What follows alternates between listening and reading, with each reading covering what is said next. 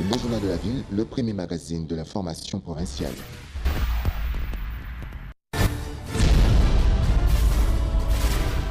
Tout de suite, le journal.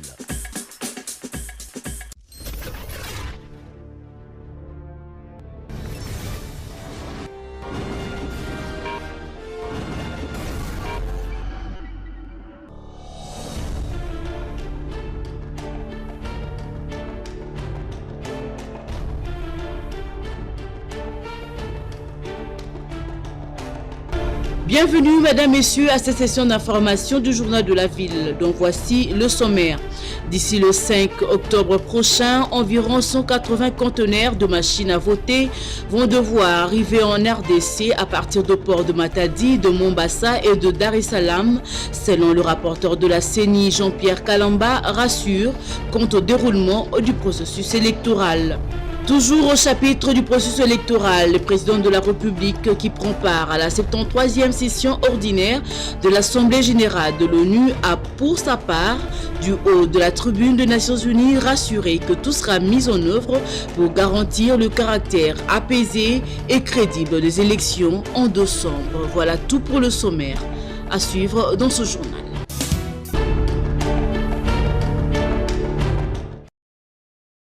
La Commission électorale nationale indépendante CENI va réceptionner plus ou moins 180 conteneurs contenant notamment les machines à voter pour les élections du 23 décembre prochain. Le rapporteur de la CENI, Jean-Pierre Kalamba, affirme que les bateaux transportant ces matériels vont accoster dans 3 ports, ceux de Matadi, de Mombasa au Kenya et de Dar es Salaam en Tanzanie, en vue de faciliter leur déploiement.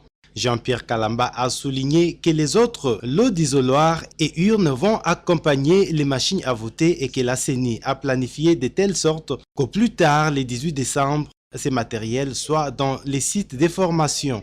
Selon le programme initial de la CENI, le premier grand lot des machines à voter devrait arriver en RDC entre le 9 et le 12 septembre et 2 autres livraisons étaient prévues du 18 au 23 septembre et le 6 octobre. C'est au total pas moins de 106 000 machines à voter qui seront déployées. Par ailleurs, la CENI a tenu une réunion mardi 25 septembre au Palais du Peuple dans la commune de Lingwala avec les partis et regroupements politiques pour évaluer l'évolution du processus électoral. Cette institution d'appui à la démocratie rejette d'ores et déjà toute responsabilité en cas de non-respect de l'échéance du 23 décembre. À l'issue des échanges avec les acteurs politiques, le président de la CENI, Corneille Nangaa, a réitéré la détermination de son institution à organiser les élections présidentielles, législatives, nationales et provinciales le 23 décembre. Il affirme que la publication des listes définitives des candidats constitue un pas important franchi pour la tenue de ces scrutins.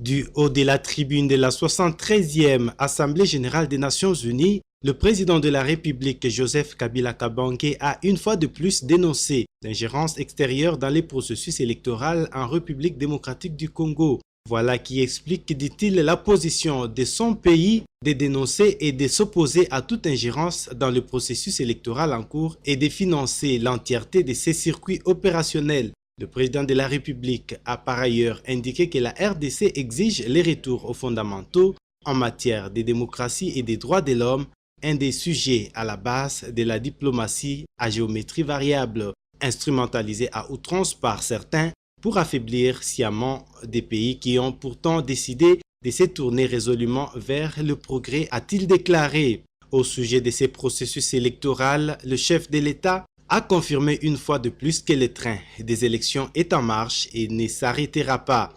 Joseph Kabila a dans la foulée indiqué que tout sera mis en œuvre afin de garantir le caractère apaisé et crédible des 10 scrutins, gage de la consolidation de la stabilité politique et économique dont la RDC a tant besoin pour son émergence.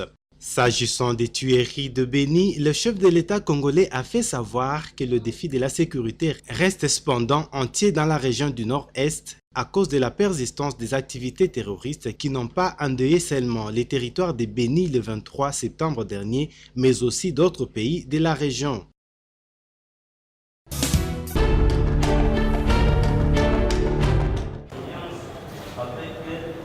C'était au cours d'une cérémonie solennelle de prestation de serment le 25 septembre à la Cour d'appel de la Gombe que le magistrat Guilain Mweukaozi a renouvelé son serment en tant que substitut du procureur général par décision d'organisation judiciaire du 22 août 2018 pour avoir rendu des services loyaux à la nation congolaise. Bien avant son serment, le procureur de la République a mentionné le parcours professionnel de ce grand pionnier qui a débuté sa carrière au parquet de grande instance de Kalamou. 10 ans après, il sera affecté au parquet de grande instance de la Gombe, puis en 2013, il sera promu procureur de la République au parquet de grande instance de Kinkole. Partout où il est passé, il est toujours côté élite et il s'engage. Je jure de respecter la Constitution et les lois de la République démocratique du Congo, de remplir loyalement et fidèlement, avec honneur et dignité, les fonctions qui me sont confiées. Durant toute sa carrière, l'institut du procureur n'a jamais écopé des sanctions disciplinaires.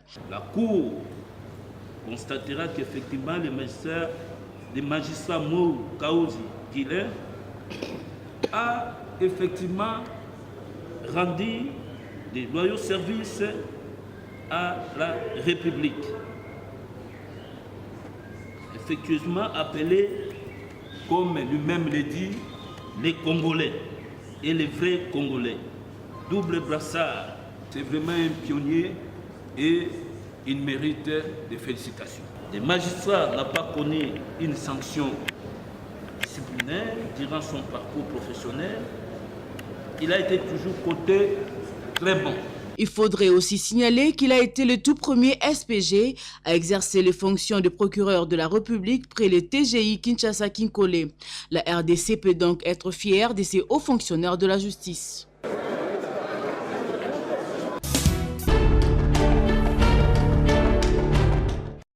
La candidature commune de l'opposition, Angèle Makombo, présidente du parti politique LIDEC, n'y croit pas. L'idée d'une candidature unique de l'opposition est merveilleuse, c'est l'idéal.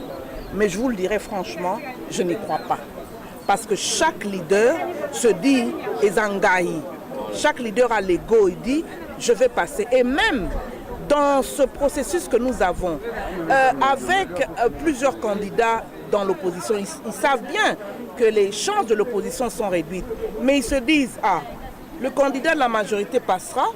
Moi, si j'arrive à être le deuxième, je vais négocier. Là, c'est la Première ministre.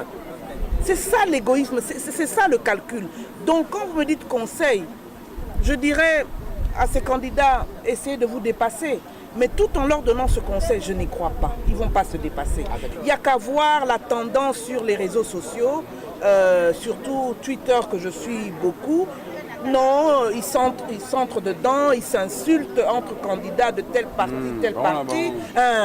Donc, ils ne sont pas mûrs. Toutefois, retenez que les leaders de l'opposition vont se rencontrer une fois de plus en dehors du pays pour se mettre d'accord autour d'un candidat commun de l'opposition.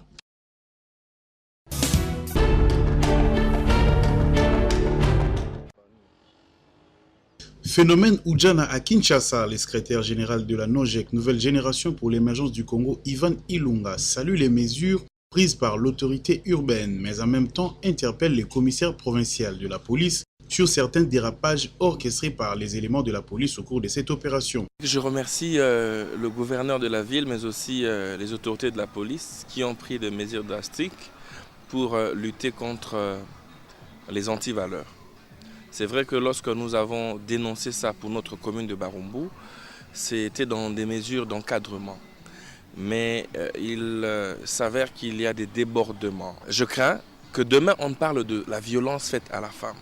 Parce que ce n'est pas à mes confrères médecins de me contredire. En médecine de travail, on définit la violence ou bien la violation comme étant l'intromission de tout objet dans n'importe quel orifice. Comme les oreilles, comme la bouche. Général Kassongo, je voudrais lui demander de pouvoir, dans les parades, sensibiliser la police autour de cette question. Le docteur Ivan Ilunga invite les parents à plus de responsabilités. En outre, il demande aux jeunes filles, élèves, à se concentrer sur leurs études et à respecter les lois de la République. Je voudrais lancer un message particulier aux parents de la République démocratique du Congo, de la ville de Kinshasa et en particulier de ma commune de Barumbu. Nous n'avons que la commune de Barumbu à défendre. C'est la période de l'école où les enfants doivent aller à l'école. Je voudrais que les parents puissent encadrer les élèves. Les Oudjana sont des élèves. Que les élèves respectent la loi de la République qui les interdit de fréquenter les boîtes de nuit et compagnie au-delà de certaines heures.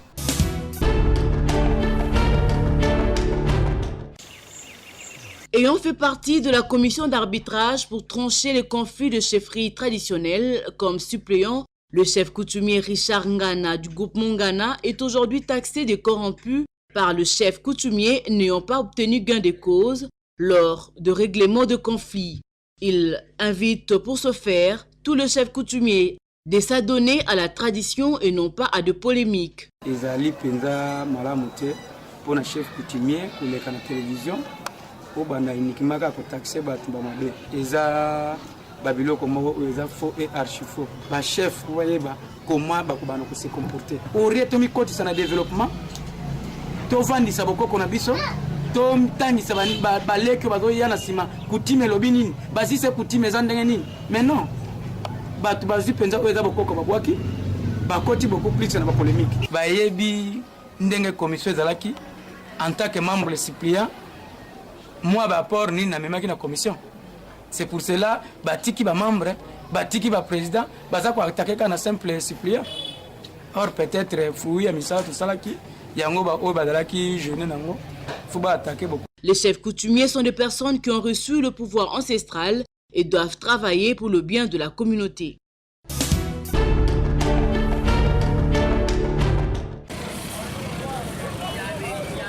Faire exécuter les salongo dans la commune de Kimbanseke, c'est la mission que s'est doté le numéro 1 de cette municipalité, Edouard Gatembo.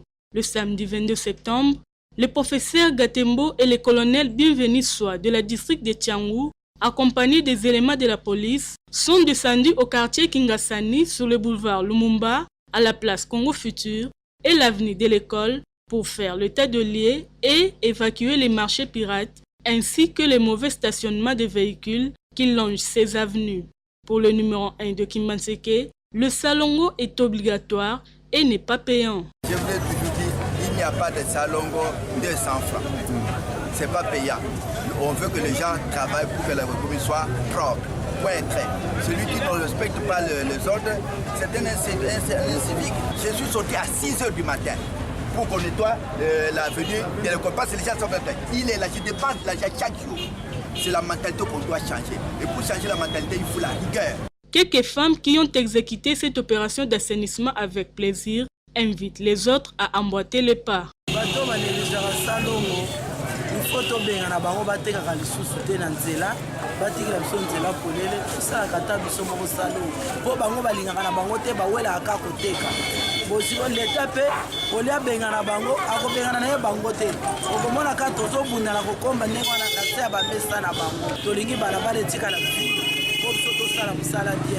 Toutes les personnes qui n'exécuteront pas ces instructions d'assainissement subiront la rigueur de la loi, a martelé Edouard Gatembo.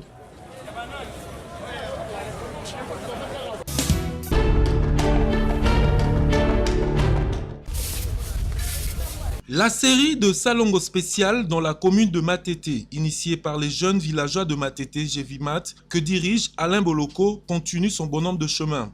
La deuxième phase de ces travaux d'assainissement s'est exécutée le samedi 22 et dimanche 23 septembre dans plus de 3 quartiers de cette commune. Tout a commencé par une mobilisation de proximité dans le but de conscientiser les habitants de cette municipalité en ce qui concerne l'assainissement. Une interpellation qui n'est pas tombée dans l'oreille de sourds car toutes les couches sociales, en l'occurrence les jeunes, les hommes, les femmes et voire même les personnes de troisième âge sont tous venus mettre la main dans la pâte, question d'assainir leur environnement.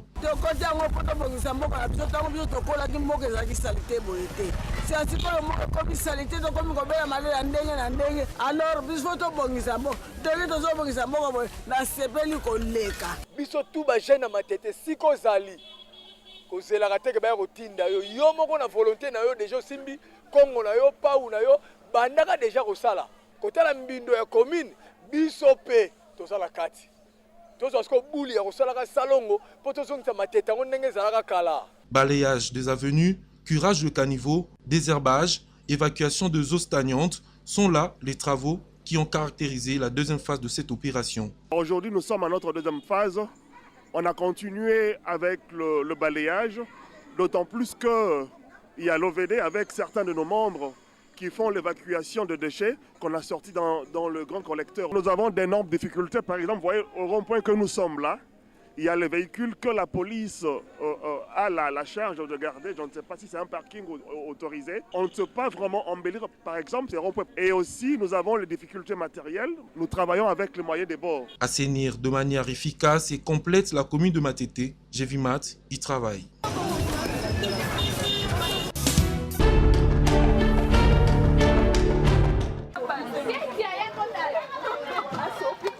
L'eau, c'est la vie, dit-on. Cependant, cette denrée devient un trésor dans certains quartiers de Kinshasa.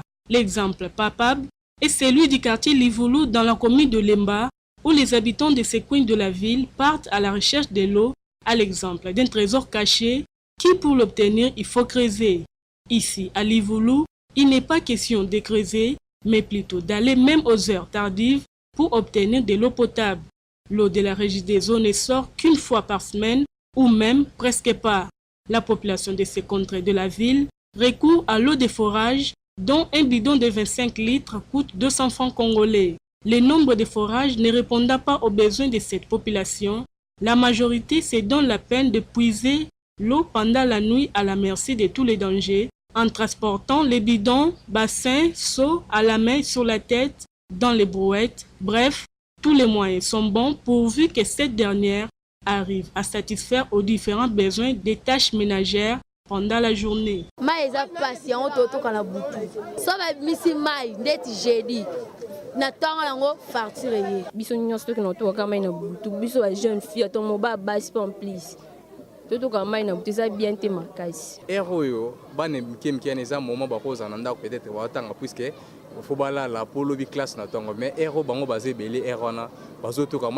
Parce que pompe est bandé ou bandé air. Déjà régie des eaux a tout ça na commune ya Lemba, Rigini, Salongo, Livulu, Mbanzalemba, Maezalagate, surtout Salongo na Livulu na Mbanzalemba, Maezate.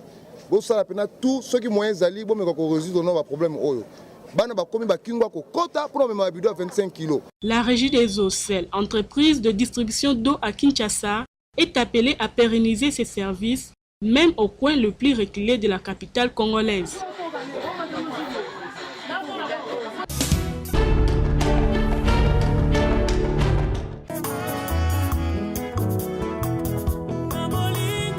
La famille Vinza a la profonde douleur d'annoncer aux membres de famille, amis et connaissances les décès à Kinshasa le vendredi 21 septembre de leur mère, grand-mère et belle-mère, Madame Lutia Lucia Paouni, connue sous le nom de Bilusi.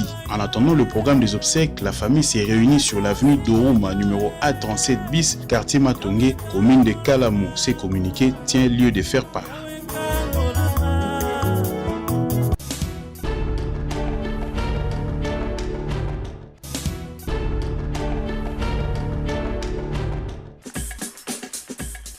Ce journal est terminé, mesdames, messieurs. Merci de nous avoir suivis. Les prochains rendez-vous est fixé pour le jeudi 27 septembre.